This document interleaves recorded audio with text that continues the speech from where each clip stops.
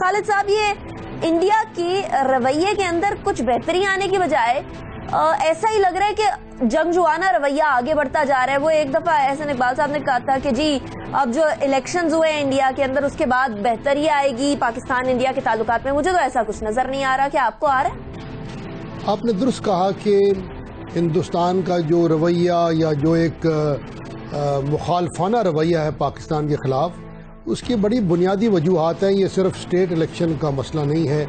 हिंदुस्तान का ख्याल ये था कि पाकिस्तान पर मुसलसल दबाव डालकर, अमेरिका को अपने साथ मिलाकर, अफ़गानिस्तान के मसले पर दबाव डालकर पाकिस्तान की रियासत को कमज़ोर कर लेंगे, पाकिस्तान और दुनिया का जो तवज्जो है कश्मीर की तरफ उससे हटा लेंगे, पाकिस्तान की जो काउंटर टेररिज्म के ख़िलाफ़ कोशिश है उसको कमज़ोर कर लेंगे।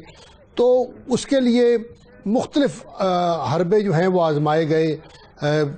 लाइन ऑफ कंट्रोल पर मुसलसल फायरिंग है, पाकिस्तान के अंदरूनी मामलात में मुदाखलत है, जो दहशतगर्द तंजीमें हैं उनको इमदाद देना है। लेकिन उससे बड़ी बात जो है, हिंदुस्तान अपने आप को दुनिया की एक सुपर पावर समझते हुए इस किस्म के हथियार और अब ताकत इकट्ठी कर रहा है जो हमसे ज़्यादा दुनिया के लिए ख़तरा है। ये जो आपने बात की कि थर्मो न्यूक्लियर जो यानी हाइड्रोजन बॉम्ब जो शायद सिर्फ अमेरिका और रशिया के पास है, जो साउथ में वो न्यूक्लियर सिटी बना रहे हैं। पिछले ही दिनों हमने बात की थी शायद, जो अग्नि इंटर कॉन्टिनेंटल बैलिस्टिक मिसाइल, यानी वो हम पे हमारे खिलाफ तो उनके बेशुमार हथियार हैं, लेकिन ये मिसाइल चाइना और फिर कल को रशिया और अमेरिका तक पहुंचेंगे। और फिर इनके खिलाफ जो डिफेंस शील्ड बनाई है वो भी दुनिया के हथियारों के खिलाफ है। तो ये तमाम जो चीज़ें जिसकी हिंदुस्तान कोशिश कर रहा है, हालिया बजट में जिस तरह उन्होंने अपनी जिसे कहते हैं ऑफेंसिव कैपेबिलिटी बढ़ाने के लिए मज़ीद पैसा खर्च करने का वादा किया है उनको। और दो बातें ख़ास तौर पर नोट करने वाली हैं। उनके आर्मी चीफ ने दोबारा इस चीज़ का अदा किया है कि जनाब ये जो कोल्ड स्टार्ट का स्ट्रेटजी थी, यानी अचानक पाकिस्तान पे हमला करना, ये अभी भी हमारे लिए काबिल अमल है। और पहली दफ़ा हिंदुस्तान ने कहा है कि जनाब ये जो न्यूक्लियर हथियार के इस्तेमाल में पहल न करने की पॉलिसी, इसको हम नज़रअंदाज करने पर सोच रहे हैं।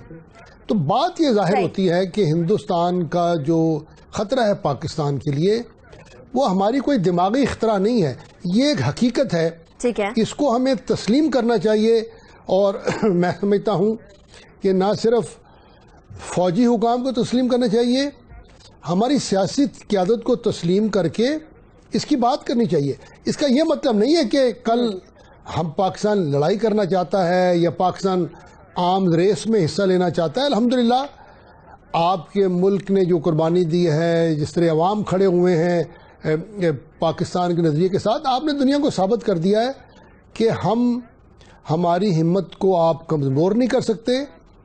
हम अपना दिफा करना जानते हैं, वरना तो आज तक देखिए जितना दबाव पड़ा हिंदुस्तान की तरफ से, पाकिस्तान लड़खड़ाने लगता। अल्हम्दुलिल्लाह हमने बड़ी हिम्मत से अपना दिफा किया है, अपने मफाद के साथ खड़े हैं। लेकिन जो बात हमें और दुनिया को बताने की ज़रूरत है कि हिंदुस्तान एक ऐसी उभरती हुई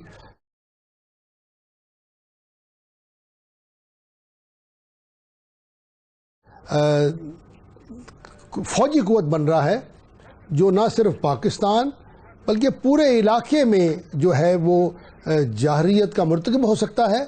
और मेरे ख्याल में दुनिया को इनकरेज करना चाहिए, पाकिस्तान को भी हिंदुस्तान को भी, कि अब ये हथियारों की रेस छोड़कर मुज़ाकरात की तरफ आएं।